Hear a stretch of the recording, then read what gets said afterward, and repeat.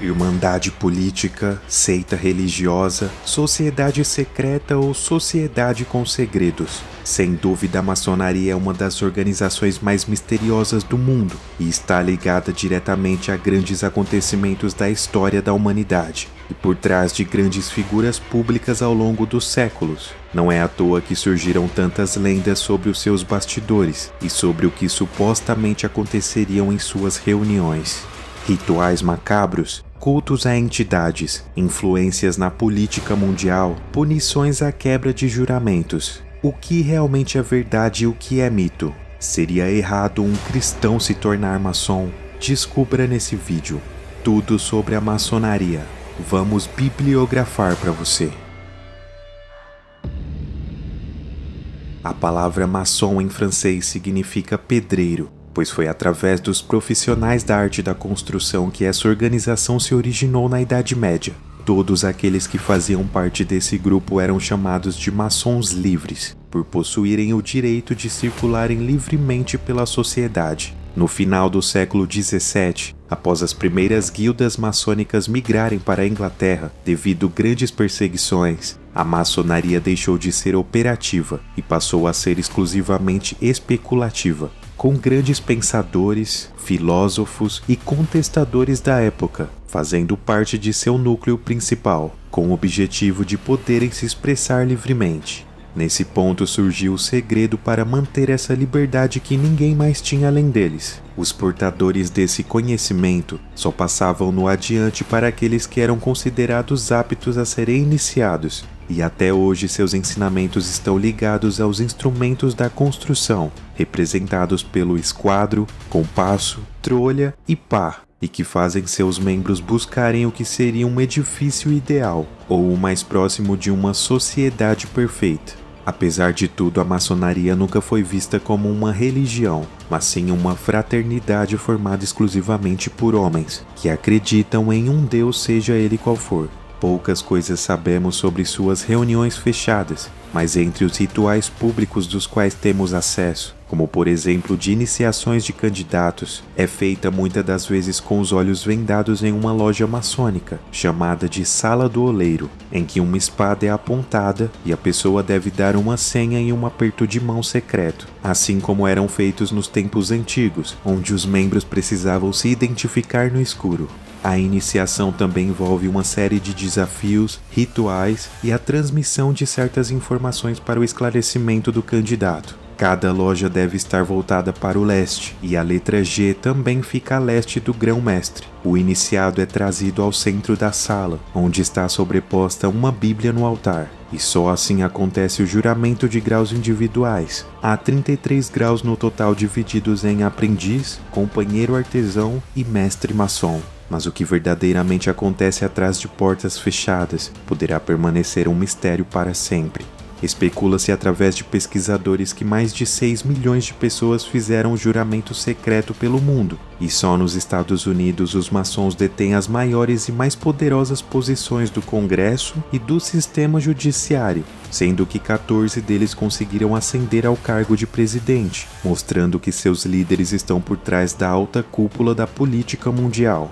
No Brasil, a maçonaria teve início no século XIX, em 1822, e também possui uma grande quantidade das chamadas lojas maçônicas, espalhadas pelo país. E algo que vem chamando a atenção é o crescente número de seus seguidores se autodenominarem pastores evangélicos ou líderes religiosos denominacionais. Porém, o mistério nunca foi e nunca será um princípio bíblico, pois tudo que existe com a intenção de controlar sem que ninguém veja deve ser observado com atenção.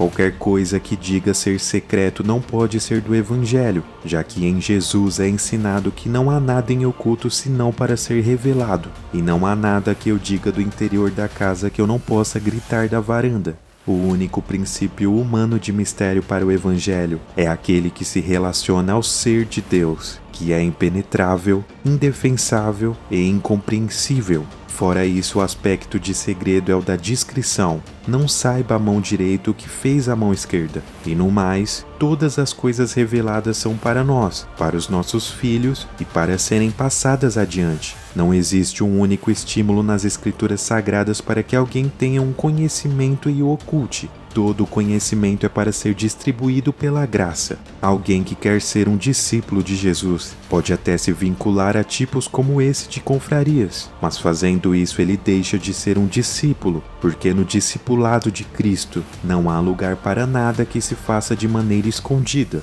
Tudo no espírito do Evangelho chama para a luz. Se um verdadeiro seguidor de Jesus não é chamado nem mesmo para estar debaixo daquela que seria a religião mais autorizada do ponto de vista bíblico para fazer parte ou comprometer-se, como é no caso do judaísmo, já que em Cristo nós ganhamos a liberdade da glória de filhos e passamos a servir a Deus e somente a Deus e não aos homens, como é que haveria espaço para uma difusão entre filhos da consciência do Evangelho e do culto ao oculto?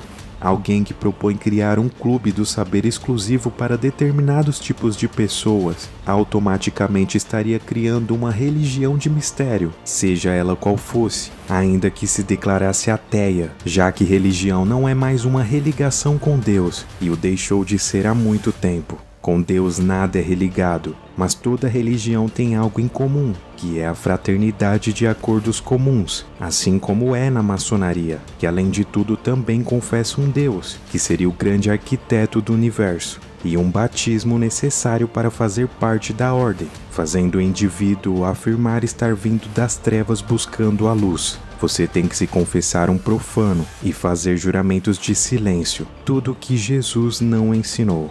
No Evangelho nós somos mandados a não jurar nem pelo céu nem pela terra, nem por coisa alguma. Seja a vossa palavra sim, sim, não, não, e o que disso passar tem procedência maligna. No Evangelho nós somos luz. Como alguém que se intitula um discípulo da Boa Nova pode se submeter a confessar que toda a luz do Evangelho que ele próprio recebeu não significou nada e que somente se vinculando à maçonaria ele poderia ser iluminado pela razão somente para fazer parte de uma espécie de clube de oficiais, vestidos de superiores da vida? Além da gama de objeções que violam princípios básicos do Evangelho, a maçonaria é indubitavelmente repleta de narcisismo humano, elitismos na busca de dominação e tentativas de construção de uma sociedade oculta, mais poderosa que a sociedade visível e que dê as cartas. Mesmo negando-se a assumir serem uma religião, a maçonaria acaba tendo agravantes muito mais carregados de elementos pagãos e míticos que muitas outras crenças religiosas partidárias. Afinal, escondem-se atrás de uma manifestação que tenta ser filosófica na sua declaração, mas que nada mais é do que um antigo culto de mistério, como a humanidade sempre conheceu em todos esses anos, desde os egípcios, do cabalismo judaico e de expressões greco-romanas do passado, de modo que não há nenhuma novidade em sua proposta, senão uma vontade humana de pertencer a algo que seja exclusivo, mais elevado e que o resto do mundo não tenha acesso, não faça parte daquele topo ou tenha sequer seus conhecimentos. O que está na base disso é a velha e cansativa vaidade humana, de superioridade, de interesses e de busca pela gnose, que supostamente dão ao seu portador mais percepção da vida, e do ponto de vista social os deem status, e os coloquem em um grupo que os protejam-nos e os privilegiem-nos ao partilharem segredos e benefícios que os interessem. Com todas as culturas da Terra foram assim, e todas as vezes em que houveram revelações supostamente divinas de conhecimentos ocultos, também houveram aqueles que se levantaram e se designaram por si sós a serem os decodificadores desse código. Porém, no Evangelho nós partimos do inverso, onde não há nada suficiente seu que não possa ser partilhado generosamente com seu próximo. Sejais minhas testemunhas por toda Jerusalém, assim como na Judéia, Samaria e até os confins da terra. Idem, e pregai a toda e qualquer criatura. Foi isso que Jesus ensinou. Não há espaço para confrarias no espírito claro e simples de Jesus, onde todos são chamados a virem e a terem acesso ao trono da graça. A única palavra que precisava ser dita já foi declarada na cruz. Tetelestai, está consumado. E agora todos têm acesso direto ao Santo dos Santos e ao caminho do Eterno. E se você curtiu o vídeo, ajude o canal deixando o seu like. Se você quer receber novos conteúdos semanalmente, se inscreva e marque para receber todas as notificações. Eu vou ficando por aqui, mas te espero no próximo. A todos, tchau!